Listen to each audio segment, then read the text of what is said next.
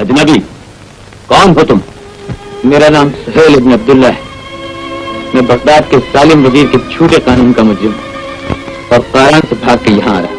संतोष कुमार का असल नाम सैयद मूसा रजा था। वो 25 दिसंबर 1925 को लाहौर में पैदा हुए। उनका ताल्लुक पढ़े लिखे उर्दू खानदान से था। उनकी शादी नामवर अदाकारा सबीहा खानम से हुई। संतोष कुमार सुपरस्टार फिल्मी और इब्तदाई रोमानवी हीरो थे। उनकी पहली फिल्म अहिंसा थी जो 1947 को इंडिया में बनी। इनकी पाकिस्तान में पहली फिल्म बेली थी जो 1950 में बनी और इसी साल ही वो पहले Pakistani silver jubilee Urdu film के अवार्ड से नवाजे गए। उन्होंने नूर जहां, सरत नज़ीर, नीलो, नैयर सुल्ताना, शबनम आरा और बहार के साथ काम किया। नामवर हदायतकार दर्पण संतोष कुमार के भाई थे। संतोष कुमार के खानदान ने हदायतकारी, अदाकारी और फिल्म साजी के शोबा में काफ़ी नाम कमाया। संतोष कुमार 1950 से 1982 तक फिल्म इंडस्ट्री पर राज करते रहे। इन्होंने शाम ढले, दो आंसू, देवर भाभी, आवाज़, शहरी बाबू और नजराना जैसी सुपरहिट फिल्में दी। 1957 में उनको फिल्म वादा में उम्दा कारकर्दगी पर पहला निगार अवार्ड दिया गया।